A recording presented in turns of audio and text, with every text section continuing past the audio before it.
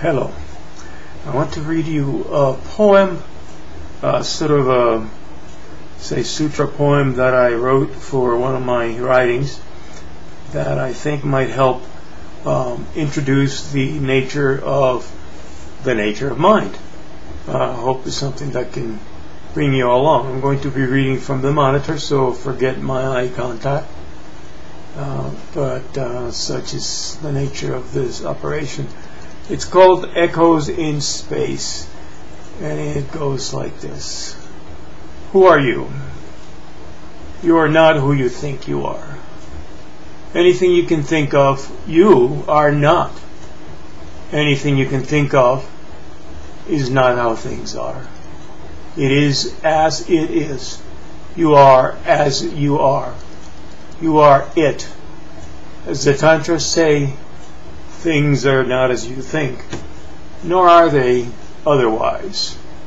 Reality is outside of thought. As you think or not as you think, these are polar opposites. Thought can only think in opposites.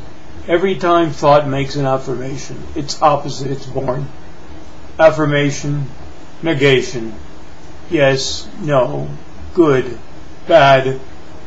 What is beyond polarities. It is beyond affirmation and negation. You cannot go beyond thought through thinking. All thought runs in the same circle. Being is beyond thought. Being is not the way you think it is. Being is as it is, and you are that. Anything you think about being is not the way you think. But being is who you are. Being is what you are. You cannot know about being. You can know being by being. You can know yourself through being, not through knowing about yourself as an object. Knowledge about something is thought. Thought is knowledge about something. In knowledge about, there is a knower and there is a known. A thought appears, a second thought looks at the first and knows about it. A third thought looks at both and sees a knower and a known, and so on. Thus the self is born. When you pile thought upon thought, you live in time. When you let the first thought be, you step outside time. Dilgo Kensei said, leave the risings in the risings. The first thought merely is. The second thought is the knowing subject that knows about the first thought about things, but neither thought knows. Hiding behind both is the real knower that knows and is the knowing itself. When you think you are the second thought, this is called identification. Identification is what you think you are. Identification is what you think yourself is. You identify with that you can know about. You can know about sensory experience, you can know about thoughts, you can know about emotions. You identify with the senses, my body, my gender, my family, my house. But that is the content of your life, not your being. You identify with your thoughts, my nationality, my status, my values, what I believe to be right. But those are just contents of your mind, not who you are. You are not who you think you are. Who are you? What are you? Who is reading these questions? Who is hearing these questions? Pause and ponder. Who is it that sees through your eyes, hears through your ears? When you know about things, there is a chain of thought that knows. Like the light of the distant stars, knowledge about things reaches you after the thing itself is dead. Knowing about is the second, third, fourth thought, never first thought. The only way to know what is first thought. Better yet, contact without thought. In that first thought, there is no subject and there is no object. Here, the mind does not have time or space to report to itself and create an object. In this way, knowing is being. Being first thought.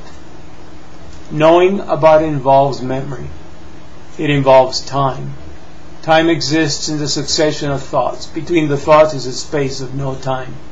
timeless, no past, no future, no present. Second thought is the subject looking at another thought, which is the object. To know yourself, you must first become first thought. Better yet, no thought. You know yourself by being yourself. By being. You always are, but you are distracted by the contents of your world. You cannot know about being. That would be second thought. In the same moment that being is, being recognizes itself. You recognize yourself. This occurs outside of time. Outside of time, there is no time for the thought mind to create a chain. It starves itself. Depriving the ego of the chain of thinking is like depriving a flame of oxygen. Your mere presence in the moment is outside of time. Your direct contact with the senses, without the medium of thought, is outside of time. You can know yourself by being yourself. You cannot know about yourself. You can only know about the contents of your world. But before the content is, being is. Therefore, to know being is to know all. Being is what sees through your eyes. It is the silence out of which sounds emerge. It is the space out of which things appear and to which they return. It has no birth, and therefore it has no end. It is the end of death and the end of birth. Birth and death occur in time. Being is outside of time. You are outside of time.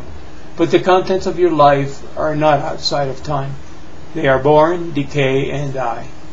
When you identify with these contents, you also are born, decay, and die. Being is before the senses are. It is invisible, yet through it all is seen.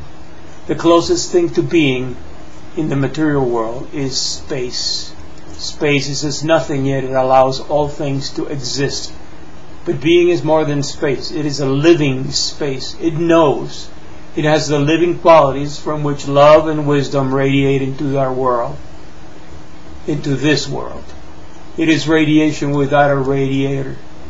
You are the lens through whom the qualities of being radiate into the world.